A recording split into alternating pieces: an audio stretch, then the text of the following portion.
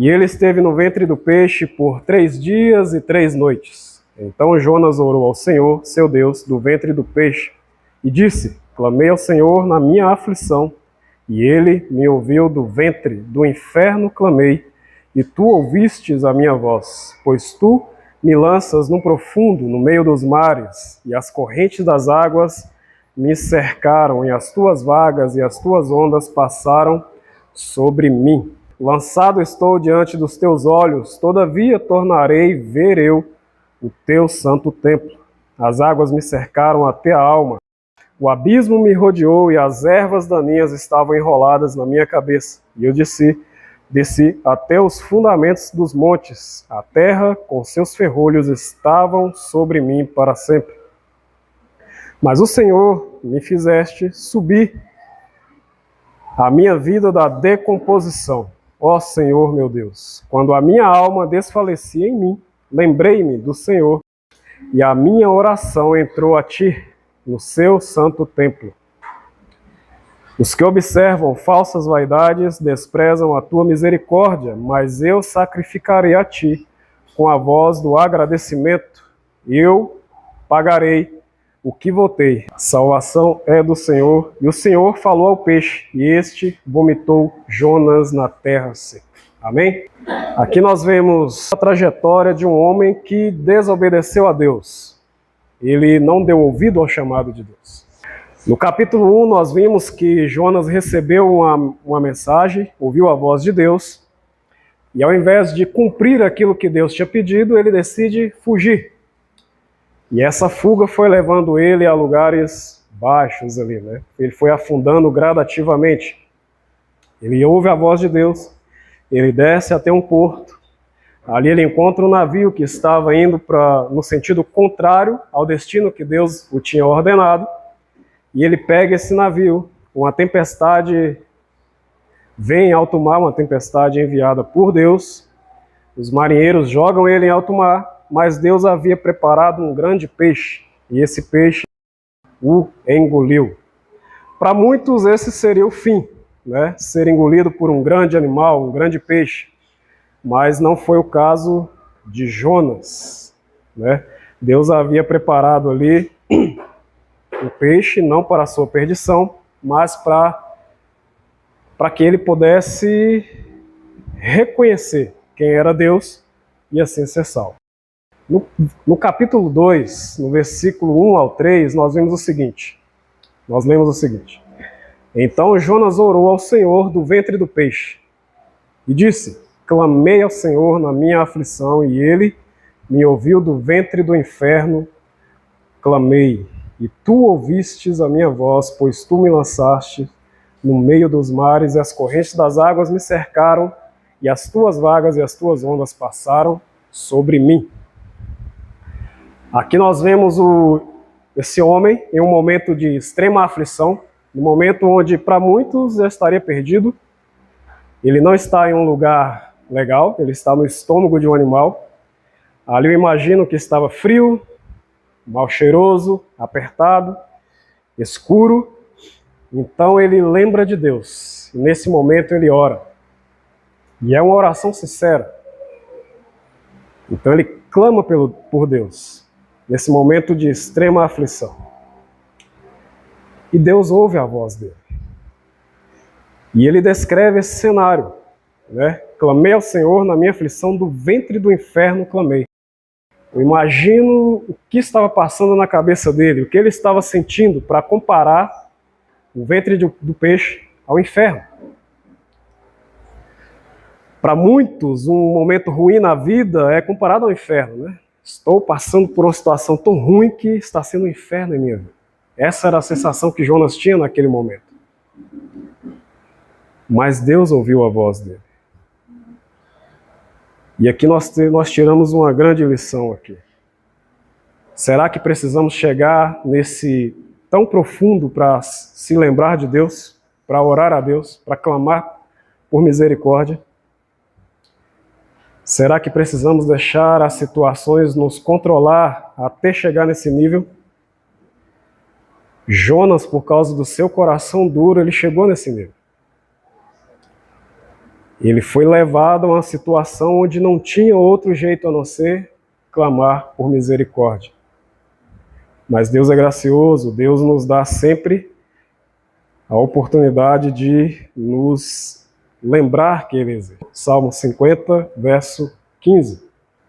Aqui é Deus dizendo: invoca-me no dia da angústia e eu te livrarei e tu me glorificarás. Não importa quão profundas sejam as provações que estamos passando, não importa quão grandes sejam as crises que estejam passando em nossa vida, se invocarmos a Deus nesse momento, Ele nos ouvirá. E o que nos resta é glorificar o nome dele. E Ele espera que a gente faça isso. Do verso 4 ao verso 7, diz o seguinte: e eu disse: estou lançado diante dos teus olhos, todavia tornarei a ver o teu santo templo. As águas me cercaram até a alma, o abismo me rodeou, e as ervas daninhas estavam enroladas na minha cabeça. E eu desci até os fundamentos dos montes, a terra com seus ferrolhos estavam sobre mim. Mas tu fizeste subir a minha vida da decomposição. Ó Senhor, meu Deus, quando a minha alma desfalecia em mim, lembrei-me do Senhor, e a minha oração entrou no teu santo templo. Primeiramente, Jonas reconhece que ele estava distante de Deus. Então, nesse momento, ele diz que estou lançado diante dos teus olhos, reconhecendo que ele estava distante. E quanto mais distante a gente tiver, menos esperança a gente vai ter. E a esperança de Jonas renasce exatamente nesse momento, quando ele diz: todavia tornarei ver o seu santo templo. A esperança dele, ao entender que Deus ouviu a tua oração, brota novamente, renova novamente. E ele declara: todavia tornarei ver o teu santo templo. Outro ponto interessante na história de Jonas é: muitos dizem que era impossível um ser humano sobreviver no ventre de um peixe. Mas eu lendo um artigo, eu vi que se tiver algas marinhas ali envolvidas, elas vão liberar oxigênio suficiente para esse homem sobreviver. E foi o que aconteceu com Jonas. E ele diz aqui, que as ervas daninhas estavam enroladas na minha cabeça. Um ponto bem específico, não? E isso eu entendo como uma provisão verdadeiramente divina. A coisa certa, no lugar certo, no momento certo. Deus prepara todas as coisas. E ele diz também: quando a minha alma desfalecia, lembrei-me do Senhor. E aqui nós vemos o quão importante se lembrar de Deus no momento da angústia.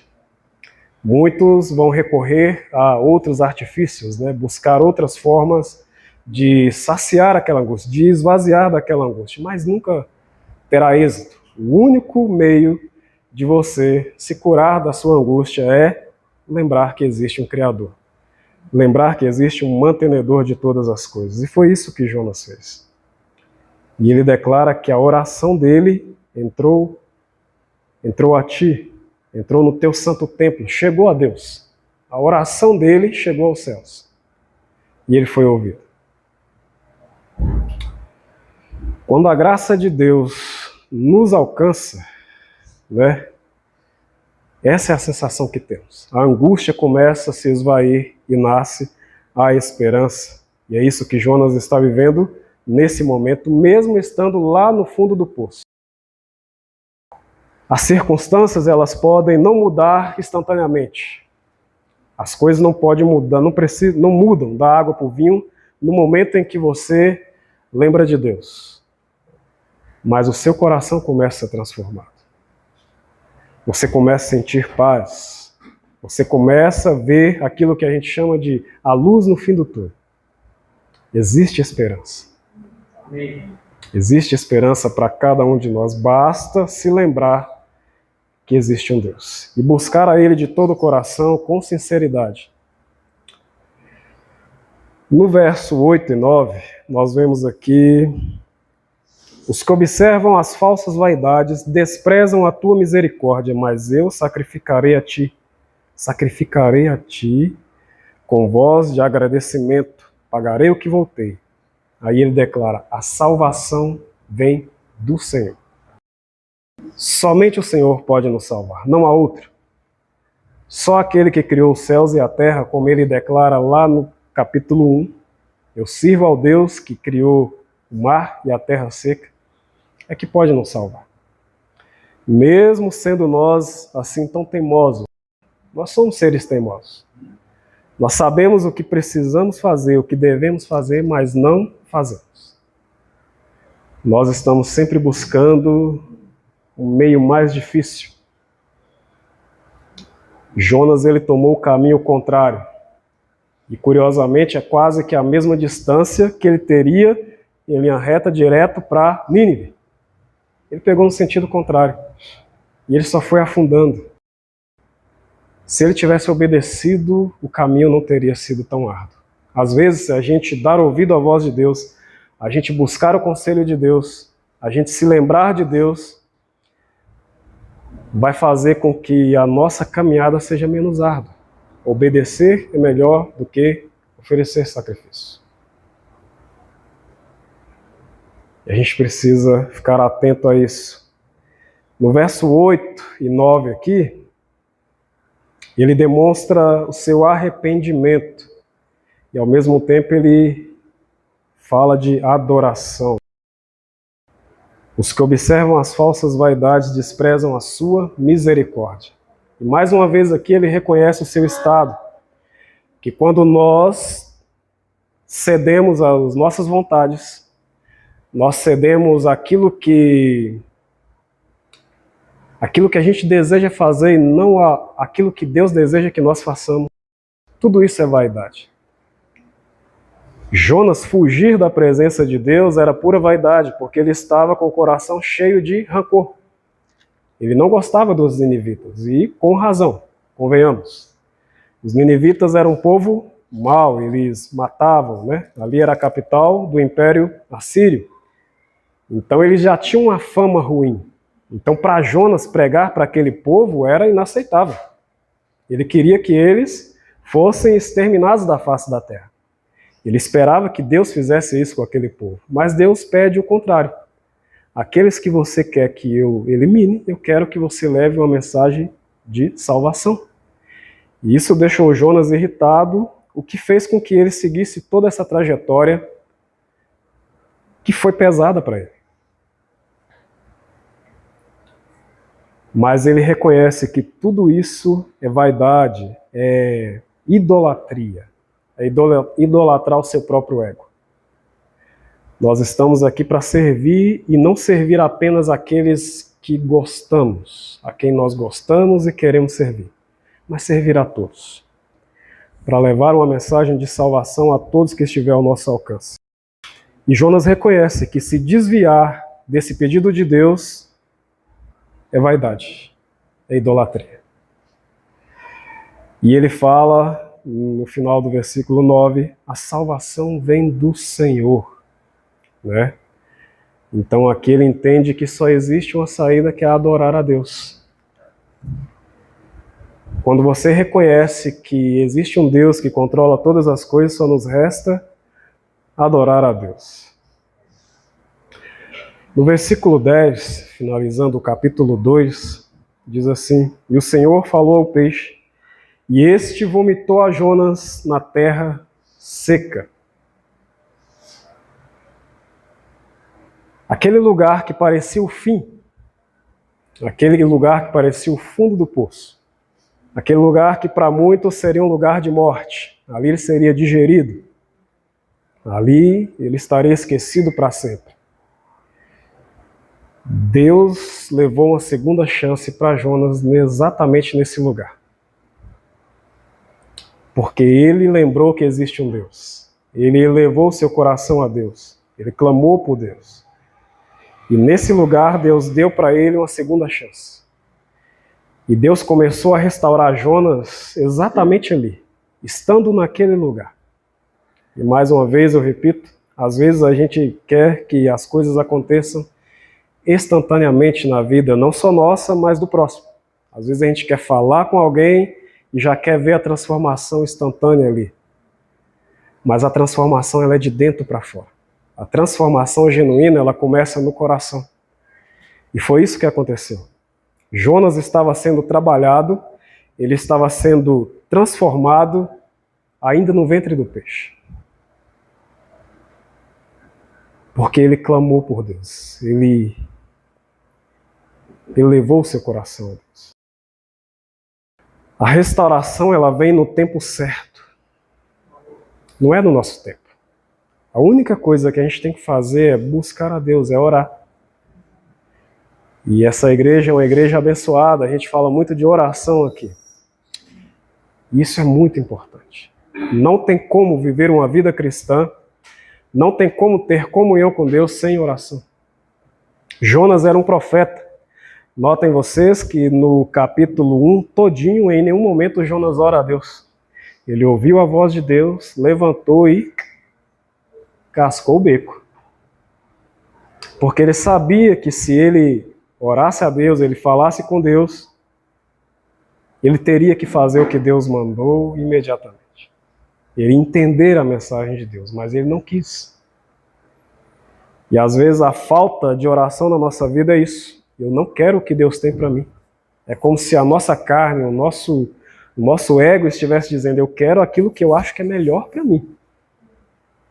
Que é fugir daquilo que Deus determinou. Mas quando nós elevamos o nosso coração em oração a Deus, a gente descobre que tem algo mais. A gente descobre que o que Deus tem para nós é excelente, é maior daquilo que a gente espera. E outro ponto é, a natureza ela obedece a Deus. No capítulo 1 nós vemos que Deus agita o mar, Deus acalma o mar. Até Jonas ser lançado ao mar é provisão de Deus. Aquilo que parece para nós o fim vai ser sempre provisão de Deus, para aquilo que Deus tem para nós. E Jonas, até o peixe ali foi preparado por Deus. Aí você fala, pronto, acabou a vida do homem. Mas Deus usou esse peixe para levar Jonas ao ponto de partida novamente, para reiniciar sua rota. E nesse percurso ele foi trabalhado o seu coração. Então a natureza ela obedece a Deus. Tudo que Deus criou obedece a Ele, menos o ser humano. Quanto mais distante de Deus a gente estiver, mais pesada será a nossa caminhada. Principalmente para aqueles que conhecem a Deus, para aquele que entende a sua palavra. Nós sabemos que quanto mais distante de Deus, mais desobediente será pior para nós. Deus não nos poupa da dor.